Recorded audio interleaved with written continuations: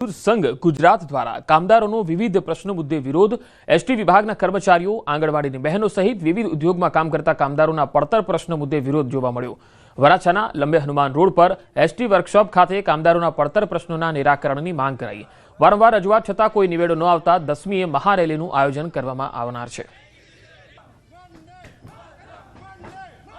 60 યુનિયનોના કામદારોના પ્રશ્નો ઘણીવાર સરકાર એ બાબતે ચર્ચા માટે બોલાવે છે, પણ ફક્ત ચર્ચા કરીને મીટિંગો પૂરી થઈ જાય છે। એનો કોઈ આજ દિન સુધી પોઝિટિવ સકારાત્મક નિર્ણય આવેલ નથી, જેના કારણે ભારતીય મજદૂર સંઘ ગુજરાત પ્રદેશે તારીખ 10મી નવેમ્બર 2025ના રોજ રિવરફ્રન્ટ અમદાવાદ ખાતે એક ખૂબ જ મોટી વિશાળ કામદારોની આક્રોશ રેલીનું આયોજન કરેલું છે, જેમાં સરકારને ઘણા બધા ઉદ્યોગોના ઘણા બધા કામદારોના ઘણા બધા પ્રશ્નો બાબતે અગાઉ વારંવાર કલેક્ટરશ્રીને વારંવાર આવેદનપત્રો આપવામાં આવ્યા છે, છતાં નિરાકરણ આવેલ નથી। ઇફકોના ચેરમેન દિલીપ સંઘાણીનું માર્મિક પોસ્ટ દિલીપ સંઘાણીએ સોશિયલ મીડિયામાં એક્સ પર લખ્યું છે, દીકરીના નિહાપા લાગ્યા।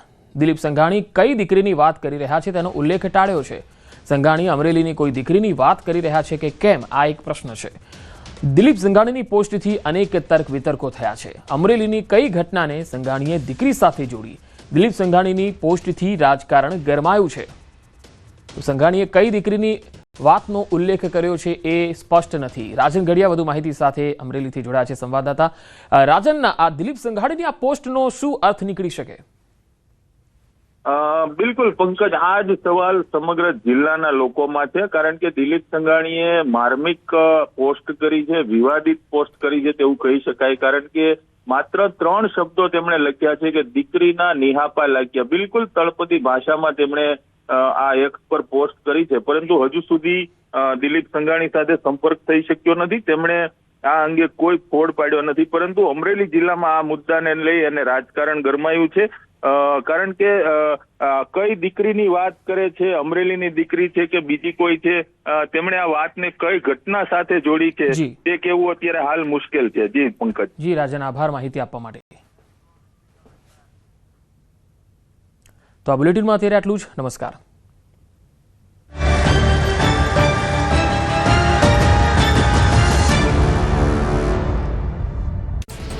उत्तर प्रदेशના બાગપતમાં 2 જૂથ વચ્ચે અથડામણ બની હિંસા। એક જૂથના 7થી વધુ લોકોએ લાકડીઓ અને તીક્ષ્ણ હથિયારોથી કર્યો હુમલો। 3 મહિલાઓ સહિત 4 લોકો ગંભીર રીતે થયા ઘાયલ। હુમલાની ઘટનાના સીસીટીવી આવ્યા સામે। અમરેલીમાં 2 આરોપીઓની જાહેરમાં તેસરભરા અસામાજિક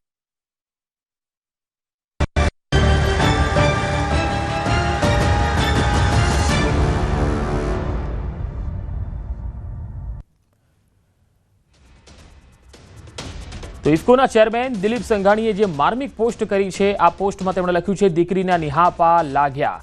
હવે આ પોસ્ટમાં કઈ દીકરીનો તેમણે ઉલ્લેખ કર્યો છે એ કહેવાનું ટાળ્યું છે। હવે સંઘાણીની આ પોસ્ટથી રાજકારણ ગરમાયું છે। હાલ આપણી સાથે ઇફકોના ચેરમેન દિલીપ સંઘાણી જોડાયા છે। દિલીપભાઈ, તમારી આ જે પોસ્ટ છે દીકરીના નિહાપા લાગ્યા, હવે એના ઉપર ચર્ચાઓ થઈ રહી છે, તમારી આ પોસ્ટ કયા સંદર્ભમાં છે? આ બાબતે કશું કહેવાનું નથી। ના, પણ ઘણા લોકોના મનમાં એ છે કે આ કઈ દીકરીની વાત છે। દિલીપભાઈએ ફોન કાપી નાખ્યો છે, એટલે એમણે કહ્યું છે કે આ બાબતમાં કશું જ કહેવાનું થતું નથી। એટલે ક્યાંક ને ક્યાંક દિલીપ સંઘાણી એ વાતને કહેવાનું ટાળી રહ્યા છે। પહેલા તો તેમણે પોસ્ટ કરી દીધી, હવે પોસ્ટ બાદ જે ચર્ચાઓનું બજાર ગરમ થયું છે, એટલે હવે જવાબ તેમની પાસે નથી, કારણ કે તેમને જવાબ આપવાથી કદાચ કોઈ પ્રોબ્લેમ થઈ શકે છે, રાજકીય રીતે થઈ શકે છે। હવે ખ્યાલ આવ્યો તો દીકરીના નિહાપા લાગ્યા। અહીંયા 100% વાત એ છે કે દિલીપ સંઘાણી કોઈ વાતને લઈને શોર્ટમાં તેમણે આ પોસ્ટ મૂકી છે। ભલે પછી અમરેલીના જિલ્લાની કોઈ વાત હોય કે પછી ગુજરાતની વાત હોય, દીકરીના નિહાપા લાગ્યા। હવે આ દીકરીના નિહાપા લાગ્યા છે તો કઈ ઘટનાના સંદર્ભમાં અને કઈ દીકરીના નિહાપા લાગ્યા એ નથી કહી રહ્યા। અને ફોન લાગ્યો, ફોન ઉપર તેમણે એટલું જ કહ્યું છે કે આ ઘટનામાં કશું કહેવાનું થતું નથી, એટલે તેમણે ફોન કાપી નાખ્યો છે। ઇફકોના ચેરમેન છે દિલીપ સંઘાણી, અને તેમનું એક મજબૂત વર્ચસ્વ રહ્યું છે અમરેલી અને સહકારી ક્ષેત્રમાં। ઇફકોમાં પણ તેઓ લગાતાર અહીંયા કામગીરી કરતા રહ્યા છે, ત્યારે ઇફકોના ચેરમેન તરીકે દિલીપ સંઘાણીએ આજે પોસ્ટ કરી છે એ અમરેલીમાં તો ચર્ચાનું બજાર ગરમ છે। લોકોના મનમાં એ સવાલ છે કે દિલીપભાઈએ આ પોસ્ટ કઈ રીતે કરી?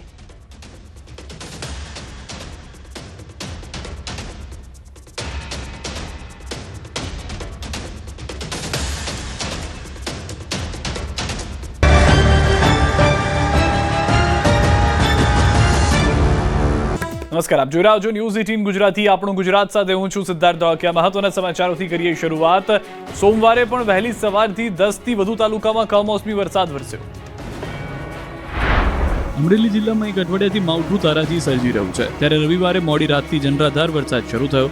સાવરકુંડલા, ખાંભા, આંબરડી સહિતના ગામડાઓમાં વીજળીના કડાકા ભડાકા સાથે વરસાદ ત્રાટકતા ગામ વચ્ચેથી પસાર થતી નદીમાં પૂર આવ્યું. પાણીના ધસમસતા પ્રવાહને લીધે રસ્તો બંધ થયો, તો આસપાસના ગામડાઓમાં સતત પડી રહેલા વરસાદથી નદી નાળા અને ચેકડેમ છલકાઈ ગયા. આ તરફ કચ્છમાં પણ કમોસમી આફત વરસી. નખત્રાણા પંથકમાં કમોસમી વરસાદ પડ્યો.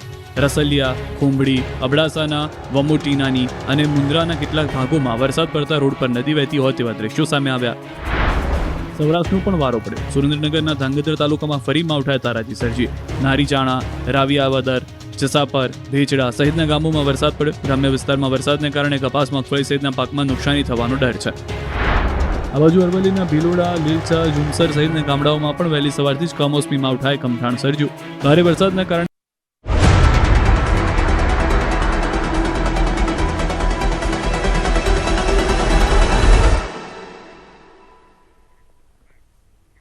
નમસ્કાર, આપ જોઈ રહ્યા છો ન્યૂઝ 18 ગુજરાતી. હું છું આપની સાથે પ્રીતિ. નજર કરીશું સમાચાર સુપરફાસ્ટ પર.